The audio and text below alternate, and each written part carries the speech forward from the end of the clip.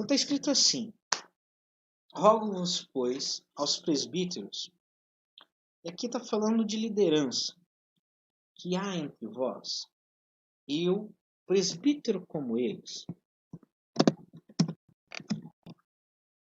e testemunha dos sofrimentos de Cristo, e ainda co-participante da glória que deve ser revelada,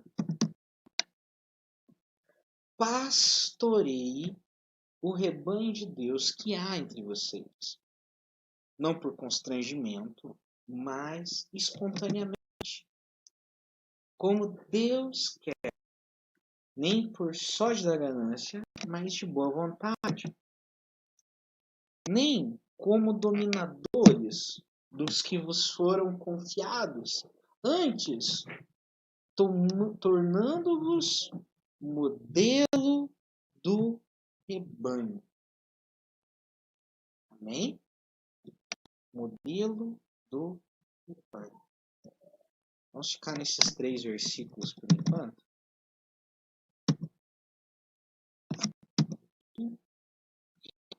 Então veja bem, a gente começa esse texto, e aqui, esse texto ele foi escrito pelo apóstolo Pedro, inspirado pelo Espírito Santo acerca das coisas ali que Deus estava realizando e continua realizando no nosso tempo.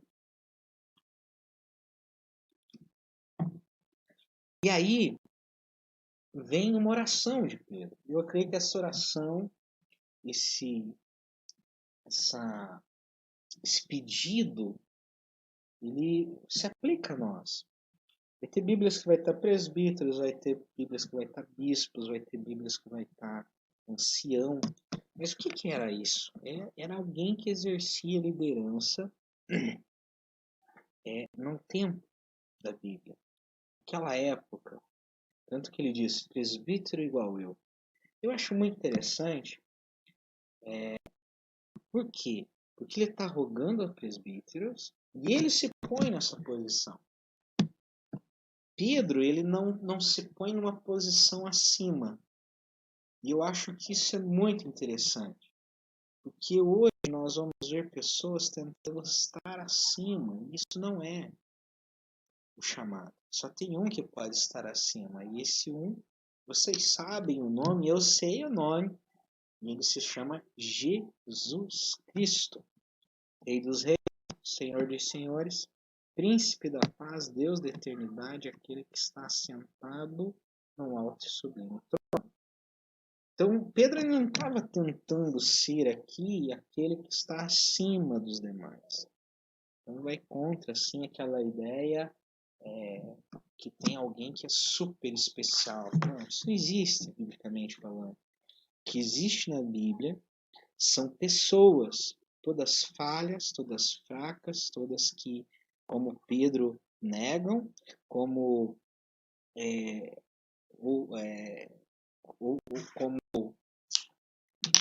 meu Deus do céu, como Judas às vezes até vende, como esqueci todos os nomes dos apóstolos, meu Deus do céu, como Tomé não creem, nós somos assim.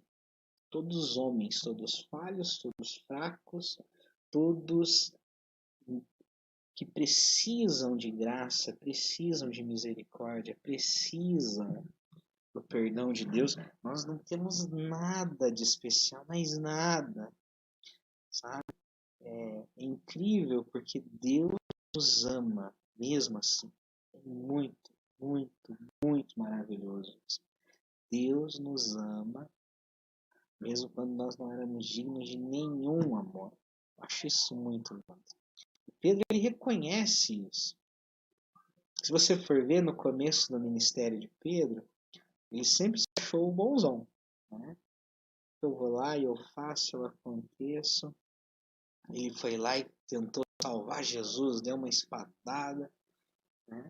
Mas depois daquele encontro, depois da cruz, onde Jesus fala para ele, viu, você me ama mais do que os outros. E ele tem que responder que nem sim nem não, mas que o Senhor era quem realmente sabia se ele amava ou não, a vida de Pedro mudou. É algo incrível que Jesus poderia ter abandonado Pedro, Jesus não abandonou. Jesus poderia ter me abandonado e não me abandonou. Jesus poderia ter te abandonado e não te abandonou. Independente das tuas falhas, independente do que esteja acontecendo, Ele é Deus. Ele nos ama e Ele tem um projeto e um propósito na nossa vida. Pedro negou Jesus 3 vezes e ele perguntou 3 vezes se ele ama. Talvez eu tenha que perguntar umas 70 vezes por dia se eu amo ele. Mas ele sempre vai continuar nos amando. Então, começamos aqui. Pedro, que poderia até dizer que era um super líder, vamos dizer assim, ele não tem isso. Ele se coloca como líder igual aos outros. E aí ele começa a falar o quê? Que essa liderança ela não está focada no ser maior, mas no ser igual. E ele vai dizer o quê? Eu fui testemunha do sofrimento de Cristo. E ainda eu vou ser comparticipante, né? Vou estar junto na glória que vai ser revelada. E isso é muito legal. E a gente precisa entender essa verdade. Por quê? Porque talvez a gente não vai ver hoje esse, como que eu posso dizer, essa eternidade se manifestando. A gente às vezes vai passar por sofrimentos. Ele foi testemunho do sofrimento de Cristo. Imagine nós, o que nós precisamos passar para ser purificados, para ser corrigidos. Às vezes, até pela nossa falta de visão, às vezes a gente precisa levar umas sentadas para a gente poder enxergar, poder a gente dar ouvidos àquilo que Deus está falando.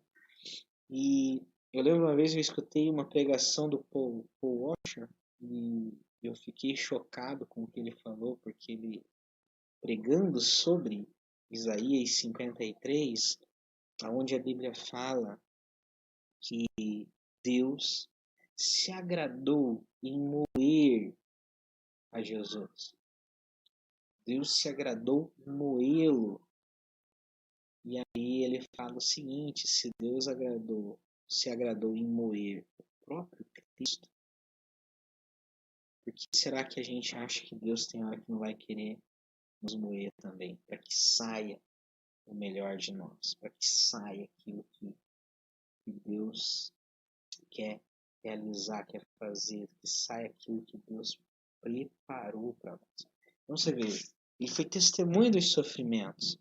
Então, e ele está esperando o quê? A participar da glória que ainda vai ser revelada. E aí mostra, aponta para nós a eternidade. A gente poder olhar para a eternidade, para aquilo que ainda será revelado. Isso é muito bom. Porque eu não preciso mais viver como eu acho que eu devo viver. Eu não preciso mais viver com as expectativas do agora. Porque existe uma glória que vai ser revelada. Não estou dizendo aqui que a gente não deve crescer, que a gente não deve trabalhar, que a gente não deve adquirir, que a gente não deve, por causa da glória que vai ser revelada. Mas que o nosso foco não está nas coisas que aqui nós podemos fazer. Está naquilo que vai ser revelado, na glória que será revelada. E a gente vai participar dessa glória. Esses dias eu estava falando com uma pessoa e essa frase não é minha, eu escutei alguém falando e eu tenho repetido ela, e falando sobre coisas e coisas e coisas. E Deus ele é tão maravilhoso que talvez uma coisa que as pessoas tenham tanto desejo de ter hoje, que é dinheiro, é riqueza, são pérolas e joias. Na eternidade isso vai ser muro, vai ser calçada, vai ser para ser pisado. Então, essa revelação do que vem é muito profunda. É muito maravilhoso. Claro, eu e você, nós vamos ser abençoados, nós queremos ser abençoados. Eu quero ser abençoado. aqui enquanto estivermos nessa terra. Mas essa terra não é a nossa terra. Nós somos realmente os extraterrestres, os alienígenas. Nós não somos aqui. Né? Nós somos de outra terra, de outra nação, de outro plano. Quando nós entendemos isso, nós somos da eternidade, nós somos de Deus. É algo muito interessante, muito incrível. Isso é só a introduçãozinha desse texto. Então, Pedro ele está fazendo um pedido àqueles que eram líderes, para que ele, que também era líder, líder no sofrimento, líder na esperança da glória, não só em coisas boas, ele vem e faz esse pedido. Qual é o pedido? Vou pular aqui para Pedro 5, versículo 2. E ele diz o quê? Pastoreai o rebanho de Deus que há entre vós. Talvez você possa ler esse versículo e pensar assim: esse versículo é para pastor, não é para mim. Não, você está errado. Esse versículo é para a igreja. Pastoreai o rebanho de Deus que há entre vós. Não importa quanto tempo passa que você faz parte da igreja. Não importa quantos anos você tem de conversão. Não importa se você tem uma carteirinha ou não. Existe, sim, um rebanho que Deus colocou entre nós. É a nossa casa, são os nossos filhos, são os nossos colegas de trabalho, são talvez sim pessoas da igreja, através da nossa célula, através do discipulado, amigos que a gente tem muito contato, pessoas que a gente tem contato quando vai no comércio. Deus colocou um rebanho. E qual que é o pedido que o apóstolo Pedro faz para nós? Presbíteros como ele, líderes como ele, filhos de Deus como ele, nação santa como ele, cheios do Espírito Santo como ele, vivendo as bondades de Deus como ele. Qual que é o pedido? Pastoreai. Vá à frente. Empine essa pipa, meu irmão. Eu sei que nós estamos em tempo de dificuldade. Eu sei que nós estamos em tempos complicados, sim. Mas dê o seu jeito.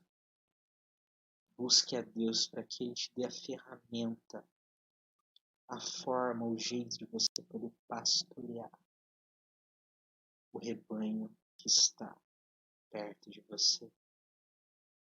Essa semana, eu não sei se vocês viram, eu estava uns dias aí de isolamento. Eu fiz o teste do Covid, deu negativo, mas enquanto não tinha dado negativo, eu fiquei em casa, trabalhei em casa, trabalhei muito, graças a Deus, em casa. E aí eu fiz essa imagem, eu vou mudar aqui a tela para mostrar para vocês. Espero que seja possível vocês enxergarem. Eu fiz uma imagem aqui de um resumo da live que nós tínhamos feito. Consegue ver? Esse resumo está aqui, eu acho que na página do Facebook.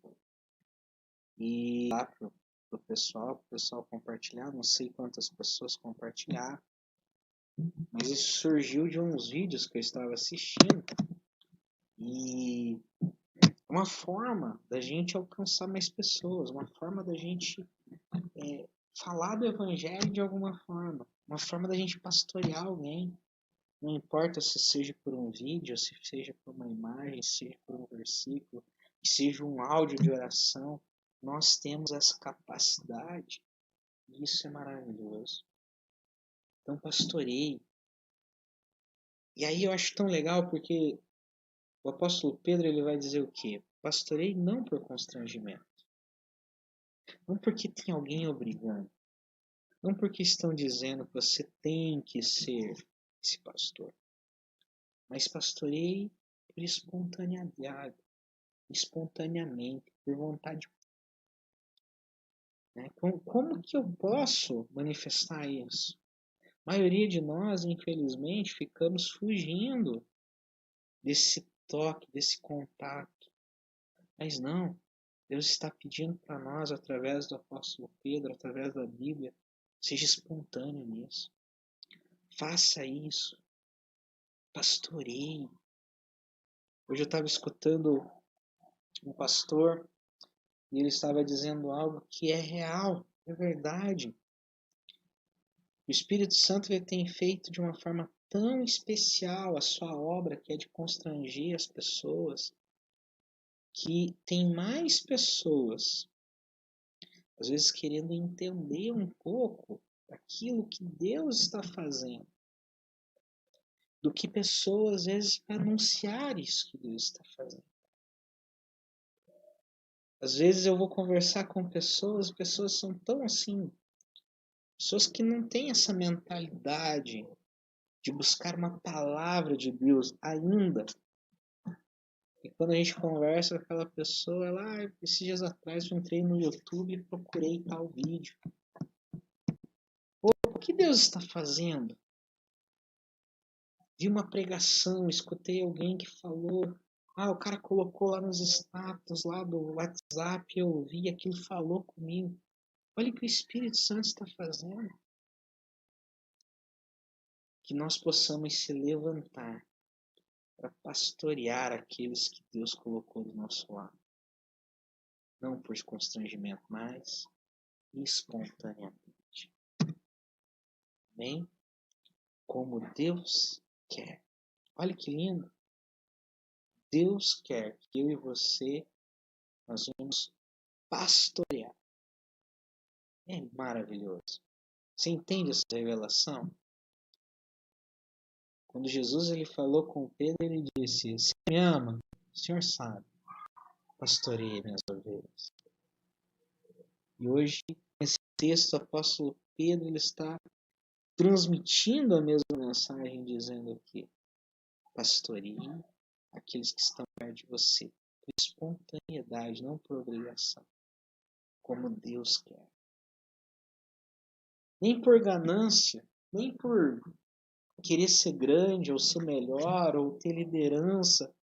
Eu vejo hoje, infelizmente, tem pessoas que eles acham que eles são donos da igreja, tem pessoas que querem estar numa liderança para ter apoio político, tem pessoas que, meu Deus, que absurdo, isso é ganância, isso é plano de poder, isso aí não é bíblico, isso não é de Deus. O plano que Deus tem para nós é que a gente pastoreie como Deus quer, não por ganância, mas de boa vontade, com amor, com carinho. Quando nós entendemos o que Deus quer fazer, Ele começa a nos mostrar paternidade, isso faz muito sentido.